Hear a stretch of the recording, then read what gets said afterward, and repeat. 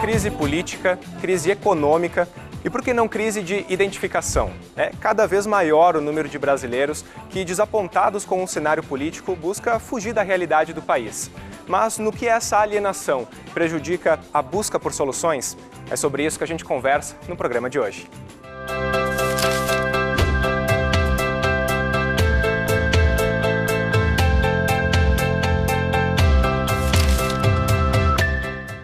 O Rede de Olhares é uma produção da UX-TV, emissora da Universidade de Caxias do Sul, na Serra Gaúcha e parceira do canal Futura.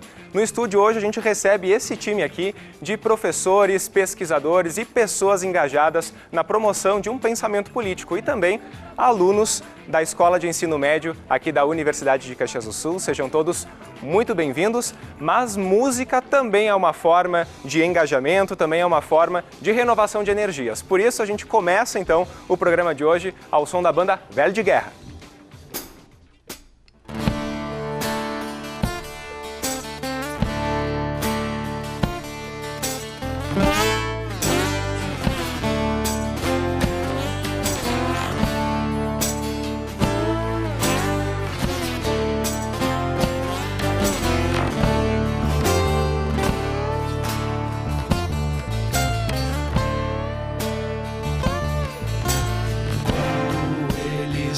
Estrada, a sua vida se desfaz.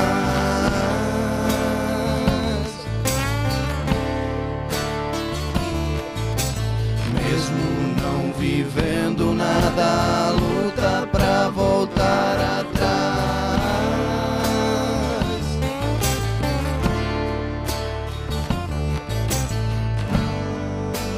Ele não sabe o que fazer.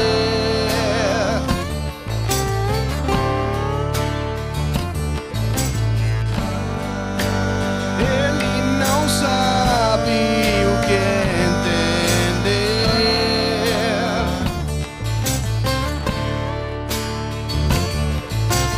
Quando ele está na estrada, seu desprezo se constrói.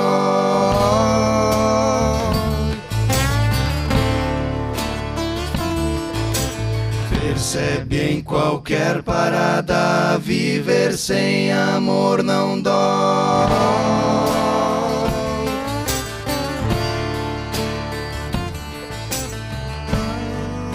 Não aceitava ser normal, ser desse mundo, ser real. Olhando a estrada, imaginou o final.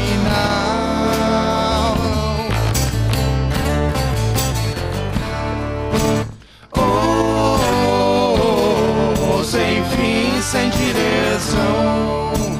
Oh, na estrada ou na prisão. Oh, a sorte lhe disse não. Aí então a banda Velho de Guerra, diretamente de Flores da Cunha, cidade vizinha aqui a Caxias do Sul. E eu já quero saber de vocês logo, Gildo, depois do show, quando rola aquele barzinho com os amigos, enfim, entre vocês, e o assunto é política, qual que é a posição de vocês? Vocês procuram opinar, procuram trocar de assunto, como é que é? Olha, é sempre muito... na política as opiniões divergem bastante, né? E então a gente sempre procura... a gente conversa, sim, mas sempre de boa, respeitando opiniões um do outro. E deveria ser assim, né? E a gente age dessa maneira. Rodrigo, qual é a tua opinião sobre isso? Sobre as pessoas buscarem justamente um posicionamento e demonstrar sua opinião também com relação a isso, que é tão importante nesse assunto. O que eu vejo como problema hoje em dia é a facilidade, é muito espaço para dar opinião e pouco interesse em se informar sobre o que está falando, sabe? As pessoas, elas... querem falar de política, porque político não vai preso, não sei o quê. E às vezes é um debate meio raso, sabe? Que eu vejo muita opinião com pouco embasamento. Pois é. E aí, professor João Inácio, como é que funciona? As pessoas, esse interesse pela política tem que partir de cada um ou ele pode ser estimulado? Olha, na verdade é uma via de mão dupla. porque sempre os estudos mostravam, né, especialmente nas democracias ocidentais, que é uma tendência que os pais influenciem os filhos, parentes e amigos, né? Então, começa numa influência de fora para dentro, né? E se nós verificarmos todos os meios de comunicação e as próprias redes sociais, é uma tendência natural que haja essa influência, né? Mas também as pessoas, acho que na medida em que elas vão se defrontando com problemas da vida, elas vão também se preocupando. E a política, por incrível que pareça, é uma área que surgiu para resolver o problema que são criados nas outras áreas, como na economia, nas famílias. Então é uma via de mão dupla, eu diria. Ou seja, tanto é um fenômeno que brota de dentro da pessoa, como também elas acabam sendo influenciadas, né? E como foi comentado aqui, muitas vezes as pessoas, hoje em dia, se pensarmos nas redes sociais, elas curtem, compartilham coisas que elas nem bem sabem se é verdade, nem bem quais são os efeitos, né? E as causas e consequências daquilo. Muito bem. Jerônimo, qual que é a tua opinião sobre isso? As redes sociais, como o professor comentava, como o Rodrigo comentou também, elas vêm, de certa forma, para se estimular esse espaço de debate, certo, com certo cuidado, obviamente, mas ela incentiva esse tipo de conversa? Bom, assim, as redes sociais hoje, o que acontece? Ela é um espaço de ativismo político, na minha visão. Quando a gente trabalha com ativismo político nas redes sociais, existem excessos, a gente sabe. A gente pode tomar como exemplo o que aconteceu em Porto Alegre, né, a respeito da exposição Queer Museu, né? Foi um ativismo político que aconteceu a partir das redes sociais. As pessoas se manifestaram dessa forma. Por isso que ocorreu o cancelamento daquela mostra, daquela exposição. Então, as redes sociais, elas podem, sim, estimular o debate raso, o debate sem aprofundamento ideológico, teórico, mas sim, elas conseguem estimular o ativismo político. E essa linguagem de internet, essa linguagem dos novos tempos, ela tem como estimular também a participação do jovem? Sem dúvida. Na verdade, os jovens, eles são o quê? Eles são a mola propulsora da nova política, né? Se a gente ficar pensando o que seria a velha política é a política do jeitinho, a política que não é cunhada dentro da transparência que as redes sociais colocam. Então, o jovem ele pode e deve participar da política, seja da política estudantil, dentro dos grêmios estudantis, seja da política através das redes sociais, seja da política partidária também, que nós estamos carentes de jovens na política partidária. Isso é fundamental para a gente construir uma nova política e outras políticas públicas necessárias para o Brasil, no caso. Muito bem, Edson, o que se ouve falar muito por aí das pessoas nas ruas, nos bares, é desse desinteresse de acompanhar a questão da política, dos avanços que a gente tem visto das últimas investigações. Reflexo disso nas últimas eleições, foi percebido? Foi. Na realidade, nós tivemos aqui em Caxias um processo de recadastramento que, de certa forma, mascarou um pouco essa participação limitada dos eleitores no processo eleitoral. Até chamando a atenção, na realidade, o Brasil, o Ocidente, digamos assim, ele ele interpreta a democracia como o exercício do voto. Diferente da origem do termo democracia, lá na Grécia, onde a democracia era a participação. Ou seja, nós adaptamos a democracia para o Ocidente, traduzindo apenas no exercício do voto. E assim fomos consolidando a nossa democracia de um jeito um pouco torto, né? Um pouco mal ensinando para as novas gerações que bastava que fosse a urna, votasse e tu estavas, então, exercendo o teu direito como cidadão. Isso é um erro. Nós tivemos, principalmente no primeiro governo Lula, uma série de conferências nacionais que deliberavam e discutiam políticas públicas, né? E isso foi abandonando-se durante o segundo governo e mais o governo Dilma, e infelizmente hoje a participação ela está cada vez mais restrita ao período eleitoral. E no período eleitoral a participação do voto branco e nulo e da abstenção tem crescido. Nas últimas eleições, na grande maioria das capitais, branco, nulo e abstenção foi o segundo colocado. Teve mais voto ou ausência de voto do que os candidatos que ficaram em segundo. E isso é um absurdo, porque, na realidade, o que já se comentou das redes sociais, o Jerônimo já falou, na realidade, o fake news hoje, aquelas notícias fake, mentirosas, sabidamente mentirosas, é a regra. Até a questão do voto nulo, né, as campanhas que a gente percebe do voto nulo são campanhas mentirosas, maldosas às vezes, e que desinformam e que tiram realmente o interesse pela participação na política. Como dizia Ulisses Guimarães, né, a única coisa que mete medo nos políticos é o povo nas ruas. Mas a gente tem percebido que, desde 2014 para cá, se enfraqueceu um pouco esse movimento de ir para as ruas. As ruas, elas são tomadas, né, por determinados grupos sociais, né, dependendo do fenômeno, né. No caso do Brasil aqui, a gente percebeu que as ruas foram tomadas por uma determinada parte da sociedade que estava interessada em algumas mudanças, mas que não necessariamente representa isso à vontade popular, aquela ideia, né, de soberania popular que deve orientar a democracia. E a gente percebe que o estímulo para ir para a rua, né, de determinadas, vinha de algumas fontes bem específicas, e essas fontes que estimulavam a ida para a rua deixaram de ter o interesse dessa mobilização.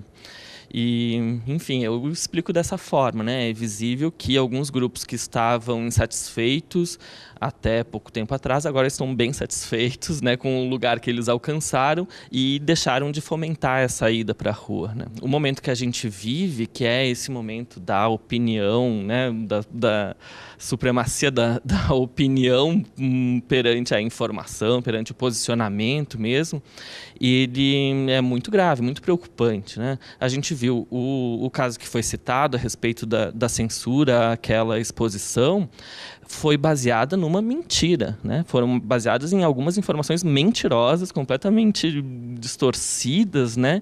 E que acabaram provocando tudo o que deu, né? O Brasil virou manchete internacional, Mostra um pouco né? desse outro lado da internet. Reflexo disso é um pouco dessa personalidade nossa, né? De deixar nas mãos de outros. Por exemplo, nós deixamos muito nas mãos do judiciário, inclusive de acompanhar os órgãos municipais, se estão municipais, estaduais, federais, se estão agindo de acordo. Você trabalha em um departamento que cuida justamente disso, né? De se está fluindo bem o trabalho nesse meio público. Isso, eu sou do Observatório Social de Caxias do Sul e a nossa meta e a nossa missão é sempre contribuir para a melhoria dos recursos públicos, de melhorar sempre e monitorar esses recursos públicos, né? Também nós temos como foco a educação fiscal, desde no ensino médio até nas faculdades, nas empresas, em tudo onde a gente consegue reunir um número de pessoas, a gente dá uma educação fiscal para eles saberem para onde vai o nosso imposto e para que ele serve. E a gente também tem como lema de participar das licitações na prefeitura, de acompanhar, de ver aonde está sendo usado nossos recursos públicos. Nós hoje em Caxias, nós somos o Observatório Social de Caxias do Sul, ele foi fundado em 2015, então é algo novo que nem todos conhecem, nem não sabem muito a função dele, mas ele é primordial para todo cidadão se engajar, para participar. A gente hoje tem 15 entidades mantenedoras, porque alguém precisa manter, e nós temos mais de 50 voluntários, tanto na área da alimentação, da saúde, da construção civil, e a gente acompanha todas as licitações dos órgãos públicos. Então, tanto da Prefeitura, quanto da Câmara de Vereadores, do SAMAI, da CODECA, a gente tem esse acompanhamento diário de todas as licitações, a gente acompanha o certame até o final da entrega do produto. Um trabalho importante, né? Para saber se as coisas estão se dirigindo para o destino correto. Muito bem. A gente vai fazer um brevíssimo intervalo. Na volta, a gente vai apresentar um projeto para vocês aí de casa que também tem esse cunho educativo com relação ao pensamento político. Mas antes, vocês ficam com um pouco mais do som da banda Velho de Guerra. A gente já volta.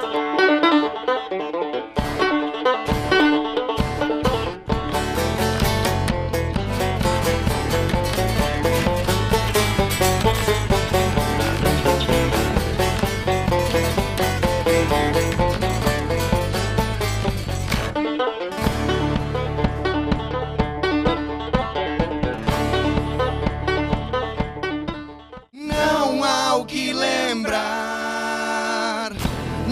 há mais onde chegar, sem motivos pra viver. Ele não sabe se realmente há algo a perder. Não vai mais voltar, não vai esquecer seu caminho, faz enlouquecer. Estamos de volta com o Rede de Olhares em dia de discussão política. Mas espera aí, antes de você trocar de canal dizendo que não gosta desse tema, a gente vai mostrar para você aí de casa um projeto da Câmara de Vereadores aqui de Caxias do Sul que mostra justamente o outro lado, o lado do estímulo do pensamento político por meio de um projeto que busca aí boas opiniões e troca de ideias. Olha só.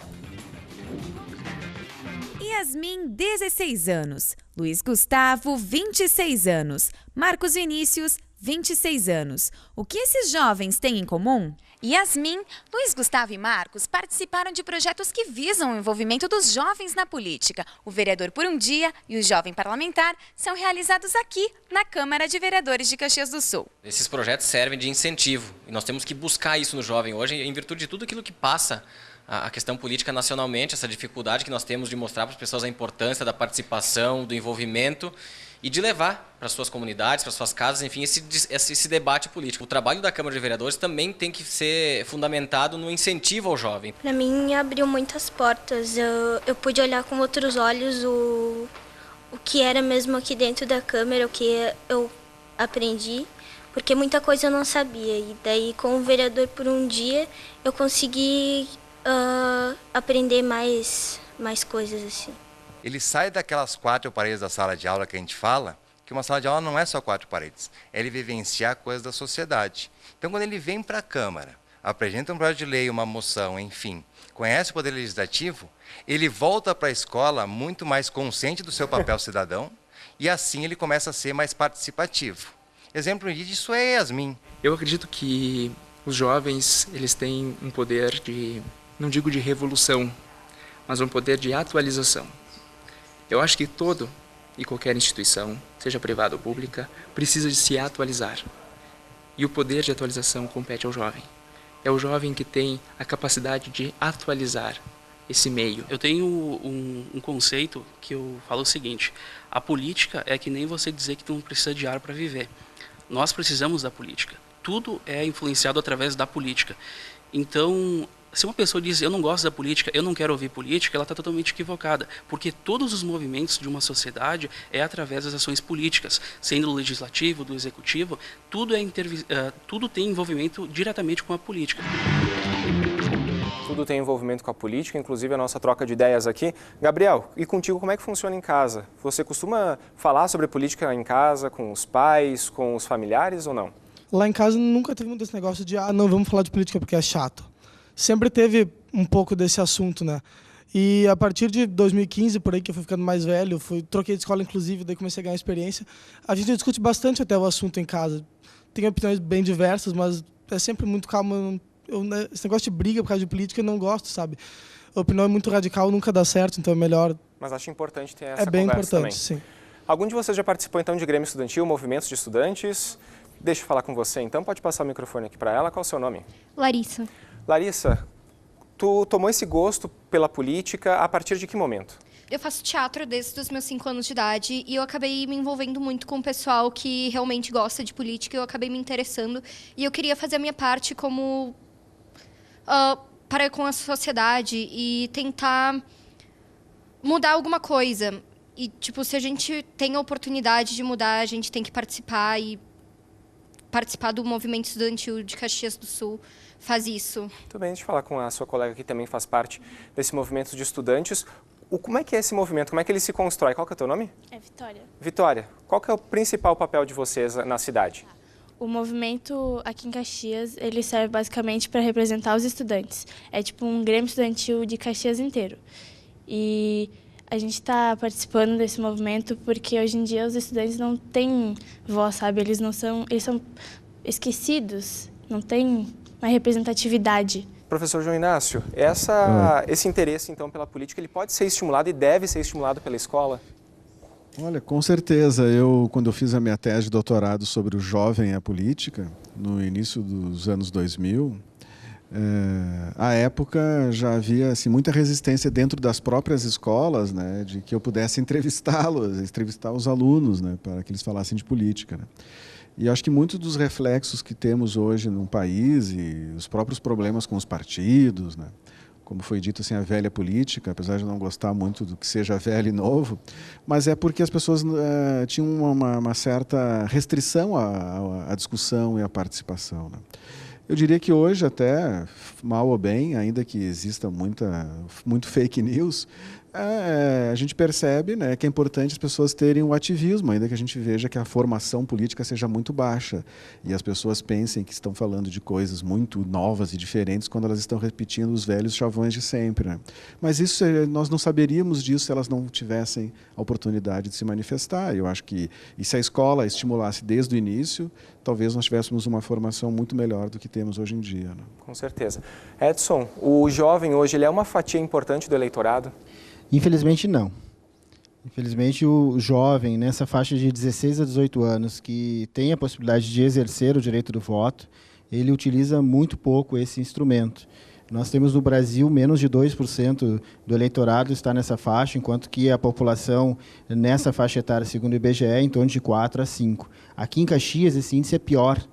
Menos de 1% do eleitorado de Caxias do Sul está nessa faixa etária, enquanto que a nossa população aqui é em torno de 3 a 4% também, entre 16 e 18 anos. Então, nós fizemos já um trabalho em 2014 para tentar reverter isso. Depois, durante o período de recadastramento do eleitorado em Caxias do Sul, a gente percebeu que esse número caiu ainda mais, e é uma preocupação, realmente, porque o jovem ele acaba tendo um pouco da repulsa, né? Eu também sou daqueles que ficam indignados na frente da TV, né? Nós não passamos por um momento muito saudável, digamos assim, do nosso país, e isso, obviamente, que espanta. Só que o remédio não é fugir dessa situação, não é se enclausurar atrás de uma tela de computador e ficar assinando, abaixo-assinado virtual, né? Eu acompanhei alguns movimentos, por exemplo, os Ocupas as Escolas, né, que foram movimentos muito importantes, e que a sociedade repeliu, né, ou o Estado repeliu através da violência policial, como em São Paulo, que as polícias entraram, invadiram. Quem invadiu as escolas em São Paulo foi a polícia, a mando do Estado, para tirar estudantes de dentro que estavam lá defendendo uma educação melhor. Ou seja, quanto mais a gente desestimular e reprimir essa participação do jovem, menos nós vamos ter o interesse no futuro. Isso é matemático, não tem como fugir disso. Ramon, um interesse aí que é fundamental para se pensar nas soluções para os problemas que nós enfrentamos hoje, né? Existe o caminho para isso? Ainda é possível unir a sociedade hoje para mudar essa realidade?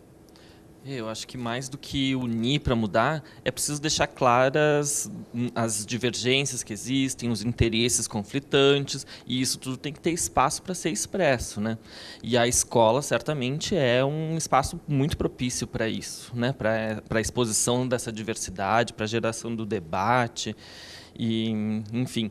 E a formação das consciências e mesmo dessa cultura participativa, ela tem a escola como talvez o principal espaço de preparação, né? Porque as famílias elas têm uma responsabilidade importante nisso, mas é relativamente restrito, né? As relações que se estabelecem, né? Já na escola, quando há essa socialização, quando há um encontro com os diferentes, enfim, né? A escola tem mais condições de oferecer experiências desse tipo. E é um problema que a gente veja exatamente o contrário, né? A repressão, quando o assunto começa a sair um pouco do conteúdo preparado pelo professor, parece que já tem umas tesouras funcionando ali, né, para voltar para o assunto que tinha sido preparado. E espaços de participação dos estudantes nas definições das escolas também são muito restritas. Muitas vezes até os professores não têm participação. E isso se reflete em outras dimensões da vida também, na vida universitária, nos locais de trabalho, né? Cada vez mais parece que a gente está perdendo essa cultura de participação, né? Que é certamente o espírito da democracia. E que é tão importante para se encontrar o rumo do país. Gente, quero agradecer a participação de vocês, tem muito mais coisas para a gente falar, que certamente vai ficar para um próximo programa, porque o Rede de Olhares de hoje vai ficando por aqui, mas a gente deixa o convite para vocês saberem mais sobre o programa no site uxtv.com.br. A gente se encontra numa próxima, enquanto isso, vocês ficam curtindo um pouco mais do som da banda Velho de Guerra. Até mais! Outro dia vai chegar, vai ser bem melhor assim, suficiente pra pensar, esquecer que